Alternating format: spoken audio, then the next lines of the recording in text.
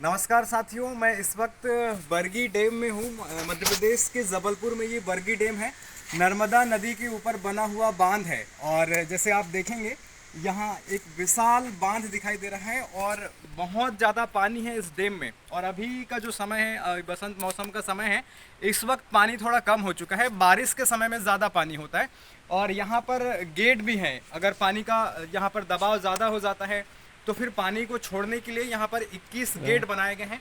और अभी हम गेट नंबर 12 पे खड़े हैं और ये गेट नंबर 12 है और यहाँ पर हम खड़े हैं। इसी प्रकार से आप देखेंगे तो टोटल 21 गेट हैं। टोटल 21 गेट हैं और ये सामने का दृश्य है। इधर से पानी आगे जो है जा रहा है और इधर जाकर के आगे धुआंधार जलप्रपात बनाता है भेड़ा घाट में ही, जबलपुर के भेड़ा घाट में ही ये पानी आगे जाकर के धुआंधार जलप्रपात बनाता है। और किसी डैम को बनाने का उद्देश्य होता है ताकि पानी को एक जगह जमा करके रखा जा सके और इन पानी को जो है सिंचाई सुविधा के लिए उपलब्ध कराया जा सके, नहरों में छोड़ा जा सके, विद्युत उत्पादन किया जा सके। क्योंकि यहाँ पर विद्युत परियोजना भी है, यहाँ पर 99 मेगावाट विद्युत का उत्पादन इस डैम से किया जाता है। तो ये बहु उद्देश्यों को लेकर के किसी बांध का निर्माण किया जाता है। एक बहुउद्देशीय परियोजना के तहत इसको शुरू की जाती है और ये मध्य प्रदेश के नर्मदा नदी पर बना हुआ बहुउद्देशीय परियोजना है। और जैसे कि मैं बताऊं तो इन बहुउद्देशीय परियोजनाओं या बांध के निर्माणों का कार्य जो है जो भारत की आज़ादी के बाद शुरू किया गया था। 1947 में भारत आज़ाद हुआ और जब भारत आज़ाद हुआ तो आज़ादी से पहले और आज़ादी के कुछ समय बाद तक भी जो है भारत के पास इस प्रकार के बड़े बड़े डैम नहीं हुआ करते थे, जिससे सिंचाई सुविधा नहीं हुआ करती थी, पानी नहरों में नहीं जा सकता था, तो फसलें नहीं हो पाती थी किसानों की। और इसी वजह से किसान जो है अपनी दुर्व्यवस्था से ग्रसित रहा करते थे। 1964-65 के सामने भारत ने बहुत बड़ा अकाल भी देखा था और इन सब चीज़ों का फ़ायदा चाइना पाकिस्तान उठाया करते थे भारत के ऊपर हमला करके। तो इन सारी आर्थिक स्थिति को मजबूत करने के लिए और सिंचाई सुविधाओं को बढ़ावा देने के लिए बहुउद्देशीय परियोजना पंडित नेहरू ने शुरू की थी। भारत के पहले प्रधानमंत्री जवाहरलाल नेहरू ने शुरू की थी और उसे जवाहरलाल नेहरू ने इन उद्देश्यों को, इन बहुउद्देशीय परियोजनाओं को, बांधों को जो है आधुनिक भारत का मंदिर भी कहा था। तो ये एक बहुत बड़ी विजन लेकर के नेहरू ने इस प्रकार के कार्यों को शुरू किया था। और जहाँ तक कि ये जो बरगी डैम है ये भी कांग्रेस के शासनकाल में बनाया गया है और अभी की जो वर्तमान की आप सरकार देखते हैं वो इस प्रकार का अगर डैम बनाती भी है तो वो डैम कब तक चलेगी और कब तक व्यवस्थित रूप से रह पाएगी उसकी कोई ठिकाना नहीं है, क्योंकि इनके निर्माण कार्य हमने पिछले 10 साल में देखे ही हैं। तो दूसरी बात ये चीज़ें हो गई। और ये जो नर्मदा नदी है वो अमरकंटक से निकल करके आती है। आप जैसे देखेंगे अनूपपुर के अमरकंटक की पहाड़ी से 3 नदियों का उद्गम होता है, नर्मदा, जोहिला और सोन नदी का। तो नर्मदा मंडला से होती हुई जबलपुर आती है और ये मध्य प्रदेश में ही नहीं बहती है, 3 राज्यों में जाकर के बहती है, मध्य प्रदेश, महाराष्ट्र, गुजरात, और गुजरात से होती हुई खंबात की खाड़ी में जाकर के गिर जाती है। तो यहाँ पर जबलपुर में ये बरगी डैम बना है नर्मदा नदी के ऊपर। जबलपुर में ही आगे भेड़ा घाट पे धुआंधार जलप्रपात है इसी नदी के ऊपर। और पूरा का पूरा यहाँ पर आप जलाशय, अगर विशाल जलाशय आप देख पा रहे हैं तो इस प्रकार से इन उद्देश्यों, इन बहुउद्देशीय परियोजनाओं का उद्देश्य ही होता है ताकि अधिक से अधिक इसका उपयोग किया जा सके, अनेक उद्देश्यों को पूरा किया जा सके, सिंचाई सुविधाओं को पूरा किया जा सके, विद्युत उत्पादन किया जा सके।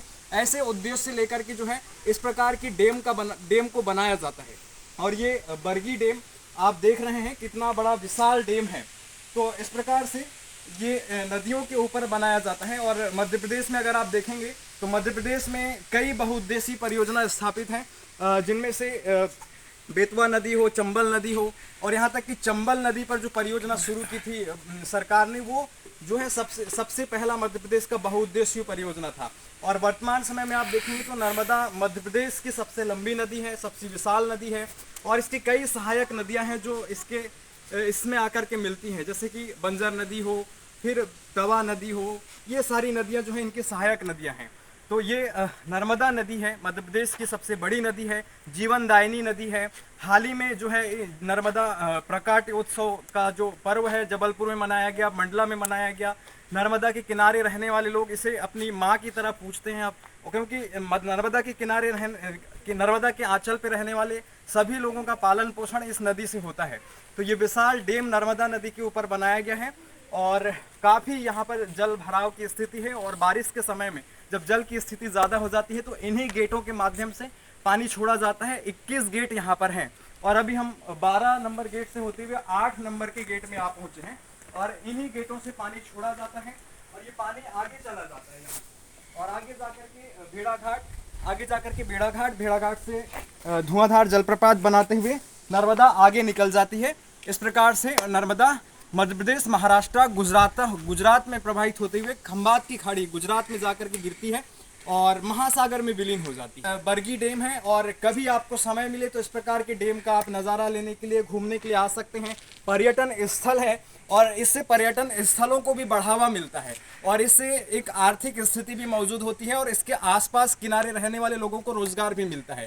तो ये पर्यटन स्थल के रूप में भी इस प्रकार से उद्देश्य होते हैं बहुउद्देशीय परियोजनाओं को चलाया जाने का और काफ़ी जो है इस पर पैसा खर्च करके लागत के तहत सरकार इस प्रकार का निर्माण कार्य करती है और काफ़ी जो है इससे फायदे भी होते हैं। लेकिन दूसरी बात, जब इस प्रकार की परियोजनाएं शुरू की जाती है तो कई प्रकार की समस्याएं भी देखने को मिलती है, क्योंकि पहले से ही कई लोग जो हैं इन नदियों के किनारे रहते हैं और कई लोगों की बस्तियां बसी हुई होती हैं और जब किसी प्रकार का परियोजना शुरू किया जाता है बांध बनाने का, तो कई बस्तियों को जो है विस्थापित भी करना होता है, उनको यहाँ से भगाना भी होता है। तो सरकार उनको उचित मुआवजा नहीं देती है, कई प्रकार की समस्याएं उनके साथ होती है।